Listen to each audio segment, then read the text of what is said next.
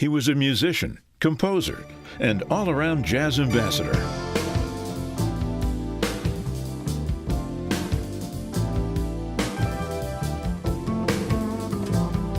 From the smoky clubs of 52nd Street in 1940s New York to world acclaim as an internationally recognized music educator.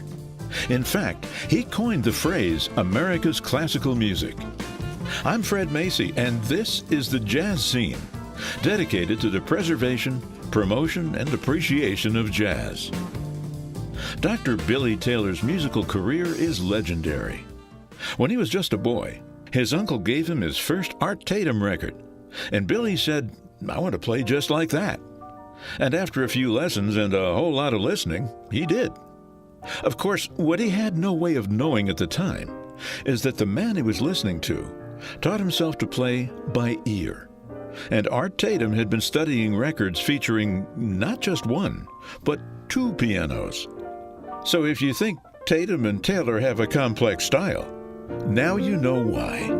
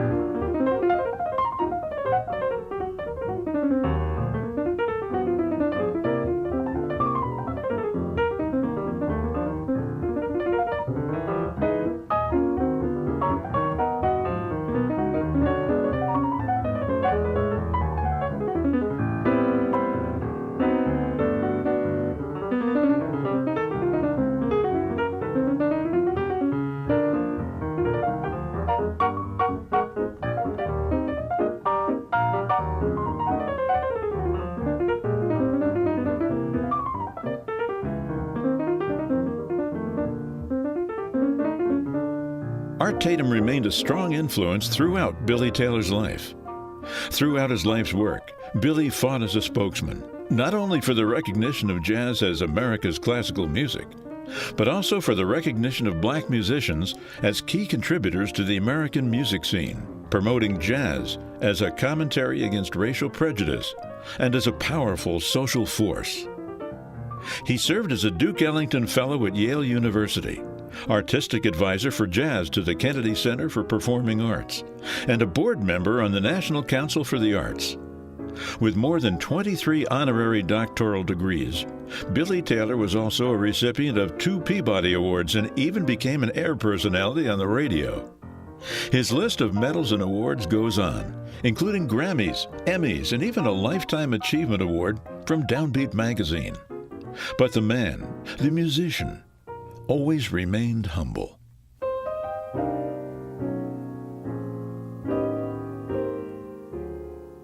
Billy Taylor, what are your earliest recollections of jazz music? What got you started? Well, I had an uncle who played jazz. All of my family was musical, but this one uncle played jazz. Everybody else played European classical music and sang church music and so forth. And this one uncle just kind of swung and, played this nice, interesting stuff. And I tried to get him to teach me, and he said no, but he gave me my first Fats Waller record. I fooled around with that and copied some stuff off the record and tried to learn how to I tried to teach myself, not very unsuccessfully. Took some piano lessons and began to come along a little faster and, went back and said, I still want to learn to do what you do. And he gave me my first Art Tatum record, so that kind of got me off his back forever. That's real steak to cut your teeth on, that's for sure. For sure. You got started, I guess, really in your career. You were in your 20s, and that would have put it in the 1940s. Sure. What was it like to perform with people, a young fellow like that just getting started, with people the caliber of a Billie Holiday, a Charlie Parker, a Coleman Hawkins? It was fantastic. To work with Coleman Hawkins, Billie Holiday, and Ben Webster, and to work opposite Art Tatum, and to work with great drummers like Sid Catlett and so forth, was just phenomenal. And then to meet Dizzy Gillespie and Charlie Parker, who were just a few years older than I, and to see the kinds of explorations that they were making. And it was just a very exciting time and a very productive time for me. What do you try to do with your music?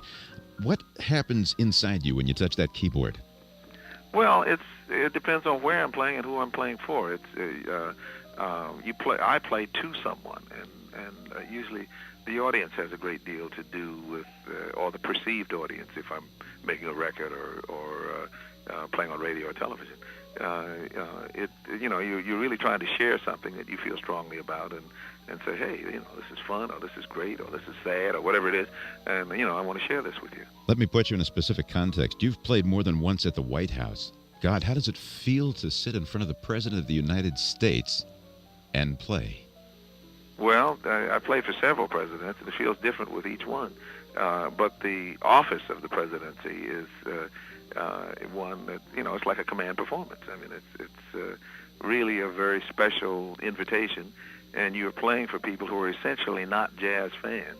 But when they ask you to come, you're considered on a high artistic level, so you're accepted in that spirit, and it's really a very exciting audience to play for. I want to talk to you about the Jazzmobile and some of your work, particularly geared toward the youth of the inner cities. How did the Jazzmobile come about? Well, Jazzmobile came about in the 60s when we were trying desperately to get the music, make the music available to people who couldn't afford to come to the nightclubs and to the jazz festivals and so forth.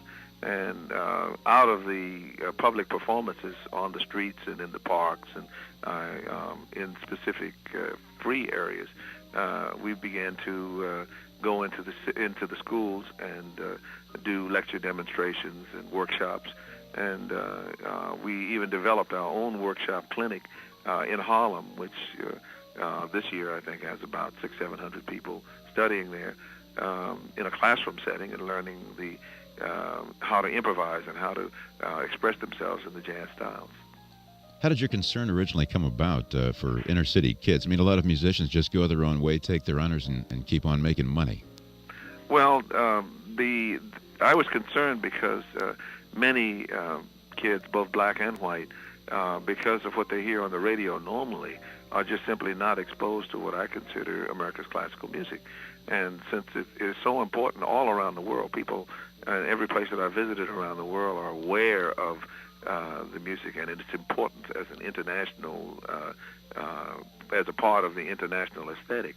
And for people here not to know about it just seemed unfortunate, and I wanted to do something about it. Jazz truly is the one honest American music with American roots, isn't it? It sure is. And it really speaks eloquently about Americana to both Americans and to people in other places. What do you think of today's young jazz musicians coming up? And one particularly that comes to mind is Terry Lynn Carrington. Well, as you probably know, I just did a featured profile on her this past Sunday on the Sunday morning show, and I'm really very pleased. I've known Terry Lynn since she was about 9 years old. She's a remarkable musician, and what she does transcends the fact that she's a female. She's just a excellent musician who, in a very male-dominated business, has carved her own niche and is going to go on, I think, to really great things. I think she's going to be like a Mary Lou Williams and some other outstanding Toshiko, outstanding women musicians who just really command the respect by their musicianship. Who else do you see coming up these days? Oh, quite a few. There was another young lady in the piece that I did who I think is very good, Patrice Rushen. Jerry Allen is a fine pianist. I've already done a piece on a woman named Jane Eyre Bloom, is really terrific. There are a lot of young women, but there are also a lot of young men. There are a lot of really interesting Marcus Roberts, who's a pianist with Wynton Marsalis now, and just Kevin Eubanks. So many very talented young people that to try to. As soon as you begin to name names, the list just becomes longer and the longer. dominoes start to go down, don't they? Yeah. Sure. It would seem that you've done just about everything a man could do that would be very satisfying to himself in your field. What do you do next? What kinds of projects or things are in your future as you see them, or would you like to have in your future? Well, I've just been commissioned to write a work for the Juilliard String Quartet and my trio. So that's going to be a different kind of challenge. I'm really looking forward to that. And I'm also doing, I'd really like to do some television things that are more performance-oriented, and I'm really looking forward to doing that. Okay. Billy, thank you so much for taking the time to talk with us. It's Thank been you a for pleasure. calling.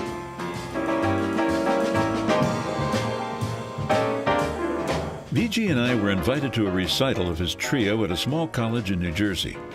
Now, I didn't get into DJ work until I was 38 years old. A late bloomer, okay? Being on the radio is just something I always wanted to do, so why not?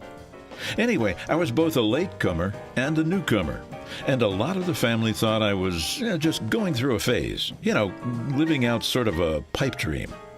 Well, when Billy Taylor enthusiastically pumped my hand, gave VG a huge hug, and planted a big wet one on her cheek, my kid brother's eyes bugged out. His mouth dropped open, and I could almost hear a thud as his chin hit the floor. I was glad we brought him along, because he spread the word when he got home, and my newfound career gained a sudden respect within the family. The concert itself was beyond belief. There weren't more than 40 or 50 of us in the room, and the Billy Taylor Trio was really on that afternoon, really connecting. You could almost see the energy passing from one player to the other, as one solo followed another. The piano, to the drums, to the bass, back to the piano, back to the drums, back to the bass, from one musician to another, and back again. It was really something to behold, and a time I'll never forget.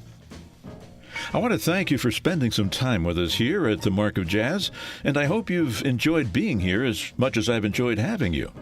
Now, if you'd like to listen to something special or just want to talk about what you'd like to hear most, simply leave me a comment, either here at the Jazz Scene or at the website itself, markofjazz.com. And by the way, until next time, remember what Miles Davis said. Don't play what's there. Play what's not there.